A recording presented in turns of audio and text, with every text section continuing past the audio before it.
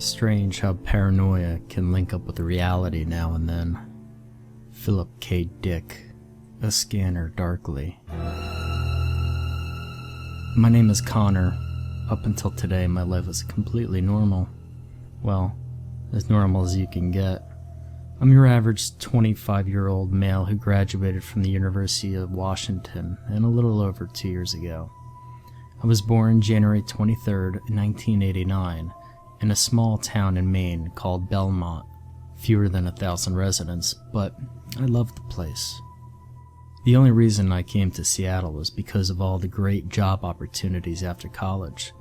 But like my other plans, things didn't go the way I'd hoped. I'm currently working at the Bank of the Pacific in Seattle. It's your normal bank holding company, and it's fairly boring, but it pays well and I appear to be good at it. But it isn't what I wanted to do. I graduated with a bachelor's degree in computer science. I wanted to become a programmer. Maybe make it famous as a man who created the next big thing, like John Carmack. But in the end, I landed a job at a fucking bank. Not really the most entertaining life story ever, but I guess I'm not the most entertaining person in the world either. Today was Friday, and for the first time in a long time, I actually had after-work plans. My friends and I were planning on going to see a movie later tonight and head out for drinks afterwards. To a lot of people, this might not seem like the greatest night ever, but I've gone 3 months without having a night out with friends, and I needed one badly. Out of all the stuff I'd been doing tonight, there was one thing I was looking forward to even more. This girl I like. Her name is Rianne. She'll be tagging along with the rest of us, and who knows, maybe if I make a good impression on her, next time it just might be the two of us. It had been a while since I had even thought about love. I remember having a girlfriend in high school. We dated for around 3 months before she told me it wasn't going to work out. I hadn't had a girlfriend since. Not because there wasn't anyone I liked, but just because of how I took the breakup. She had it a lot easier than me. I won't be going into details, it just brings up too many bad memories. It's been years since then, so I think it's about time I give dating another shot. As I started walking out of my building, I noticed the amount of police cars in the area. There were people gathered all around to see what exactly was going on, but the police didn't appear to be giving any information out at the time. It was probably some kind of car wreck, or a fight that broke out. Either way, I had to go home and get ready. I own a blue 2004 Audi S4 sedan, and I am one of those people who get overly attached to their car. It might not be the newest or most in shape cars out there, but this car has been with me for years now. I get in the car, pull out of the parking lot and head out.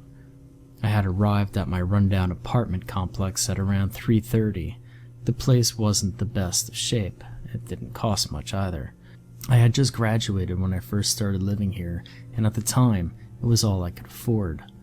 A few years have passed since then, and this place makes me happy, and it has some other benefits as well. My apartment is at the end of the second floor hall, room 208. I put my keys in the lock only to find that it was already unlocked. It's this terrible habit I have, leaving the apartment unlocked from time to time. The dorms I used to live in at college I went to had automatic locks, so I never needed to get used to locking it manually. My apartment itself is nearly as bad as the exterior. I was a slob. I had clothes lying everywhere, garbage next to the trash can. Not in it, but literally sitting next to it. My bed wasn't made. Dishes were piling up. I was living the carefree bachelor's life.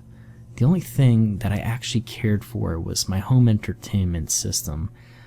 I had a Samsung 60-inch plasma TV, a PlayStation 4, Xbox 360, surround sound speakers all over the living room, and my giant stack of DVDs and games. It cost me a fortune, but like I said, owning a dirt cheap apartment has its benefits. I started getting myself ready. I thought I'd probably be best if I wore clean clothes tonight, 'cause from all the magazines I've read, Girls don't appear to be attracted to guys who wear the same pair of pants for an entire week. I decided to throw some clothes in the washer and dryer and took a shower in the meantime.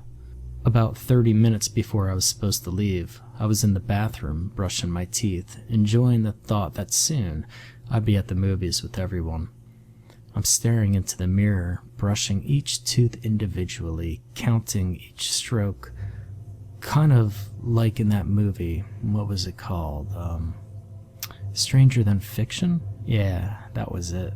I'm nowhere near as insane as Will Ferrell is, though. As I continued brushing my teeth, I got a sudden chill. Have you ever gotten the feeling that you were being watched? Like someone was right behind you without you knowing it? Like anyone would do. I took a look around me just to make sure that I wasn't being watched, even though I knew no one was.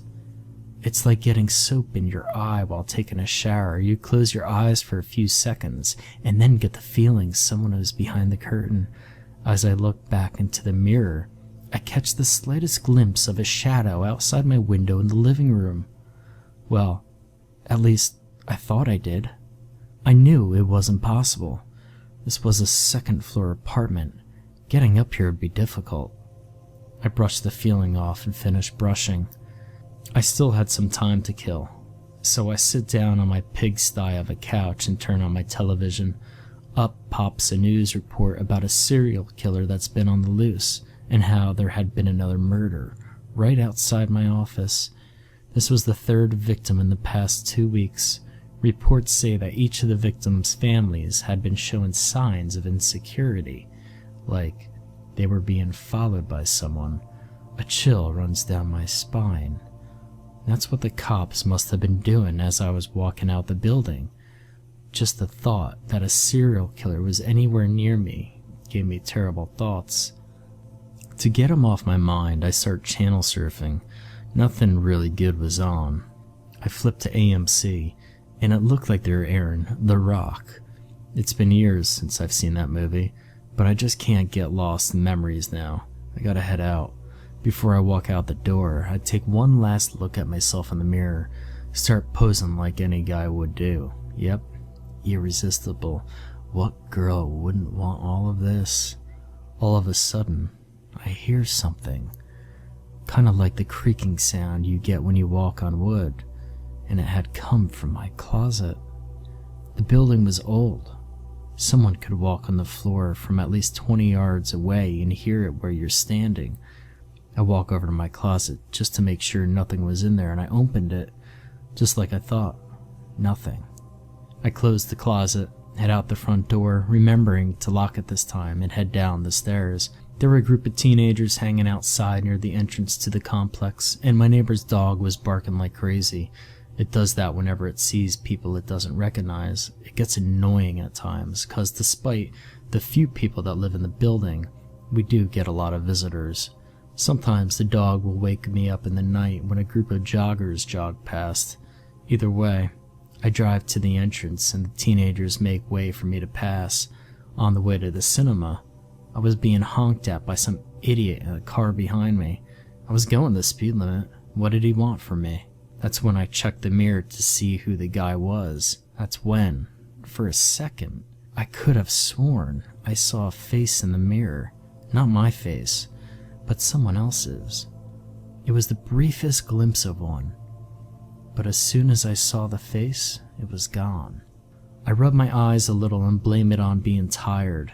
Being at work so early probably isn't the best idea, especially if it's starting to make me hallucinate. I was about to consider going home to take a nap or something, but I had arrived at the cinema, and there, standing outside, were my friends waiting for me. Rayanne was there as well. Once I saw that beautiful black hair and her smile, I knew I couldn't waste a night like tonight. I found a parking spot and met up with everyone. Apparently the movie had been delayed due to some problems with the projector, so it looks like we're gonna go out for drinks early. We all decide to carpool and head to our favorite bar, Kells. We order a few rounds of our favorite ales, and like the young people we are, start chugging them down. I had been hesitant to do so at first. I didn't know if Rianne would find chugging beers to be a turn-on for her, but to my surprise, she was chugging along with the rest of us. If the bartender hadn't enforced the 2 drinks per customer rule, we'd be all drunk and die in a fiery car wreck on the way to the theater. Before we left, I looked behind the bartender at the mounds of ale and liquor on the walls. That's when I noticed the mirror behind all the drinks. I could scarcely make out a man standing right behind me. I couldn't see his face clearly. When I turned around, there was no one there. This time, I blamed it on the alcohol, but just to make sure, I asked the bartender if he saw a man behind me a second ago. He replies that he hadn't. I really need to figure out a way to stop these hallucinations from occurring. As we arrive at the cinema, my friend Jeff hands us all our tickets. Up until this point, I had no idea what kind of movie we're going to go see. After the ticket taker hands me back my movie ticket, I look down at it to check. Oh, hell no. Rianne comes up to me, noticing my expression. "Scared?" she says as she smiles and walks towards the theater. I knew I couldn't pass off this eerie feeling, because now I'm more paranoid than ever. The theater was having a horror feature night, and my friends thought it a good idea to go see a horror movie called Mirrors. It was about a serial killer who used mirrors to, teleport through them and kill his victims with ease. Now, I know that movies like that can't possibly happen in real life, but you can't blame me for not wanting to take a look at another mirror for a while, especially with the hallucinations I've been having today. More importantly, though, there was one good thing that had happened tonight. Rianne had such a good time with me that we scheduled another date to go out to dinner next week, and this time it'd be just the 2 of us. We had it all planned out. We'd meet each other next Friday night at Olive Garden, maybe catch a movie if it hadn't gotten too late, and after that, maybe we might actually start dating regularly. On the way home, I noticed how foggy it had gotten. Usually I wouldn't think too much about it, but it's the middle of summer, and here in Seattle, we don't get too much fog due to the city lights and everything. It was actually starting to creep me out. I've never been the biggest fan of fog. Tons of accidents happen due to the idiot drivers who forget to turn on their lights and end up colliding with another car. But driving alone in the fog after watching a horror movie can make you paranoid beyond belief. I might not seem like it, but I am a horror movie expert. Everything I'm doing at the moment is screaming, code red, but there was no one I could really drive home with. And if I had asked Rianne to come with me, that might give her the wrong idea and ruin all the chances I have with her. The drive home was really quiet. It hadn't been that late at night. There were usually people driving down the streets until at least midnight. With all this freaky stuff that had happened today, I might actually be in a horror movie myself. Then, upon instinct, I checked my rearview mirror. Did you ever watch the television series The Twilight Zone? I distinctly remember an episode about a girl who decided to take a trip across the states, and there would always be a man popping up everywhere, just out of the blue. There, sitting in the back, was a man. At least, I think it was a man. He was covered in a silhouette of darkness, but the figure looked just like that of a male, for about 10 seconds. I just stared. I couldn't speak. I couldn't move or even breathe. I just looked into the mirror and watched as the man sat there silently behind me. I quickly turned around only to find nothing but empty fast food bags and other garbage. This was getting out of hand. I couldn't handle what was going on. My mind couldn't comprehend what was happening. It wasn't my brain's fault. I can't blame it on being tired anymore, because at that moment I was wide awake and all I could think about was getting home as soon as possible. I sped up and in a matter of minutes I was home. I checked my side view mirror this time, and about 30 feet away I saw a distinct figure walking slowly to my car. I got out of the car as fast as I could and bolted it up the stairs to my floor. I looked over the railing. This time, I knew he was real. I see him by the car, slowly walking towards the stairs. Fuck, he was after me. I start slamming on all my neighbors' doors, begging for help, but no one came to help me. I looked over my shoulder. The man was walking up the stairs. I ran to my door and bolted inside my apartment and slammed the door shut. Got into my closet and just waited. It felt like an eternity. I waited in that closet, hoping for some sign that I would be okay. I hear the neighbor's dog barking outside my apartment, and that can only mean it sees the man as well. So I know that I'm not going crazy. He is, in fact, real. What was going to happen to me? Was he going to kill me? Then the barking stops and everything around me goes cold. I hear footsteps on the other side of the wall. It was him. I kept praying to myself, hoping that everything would be all right.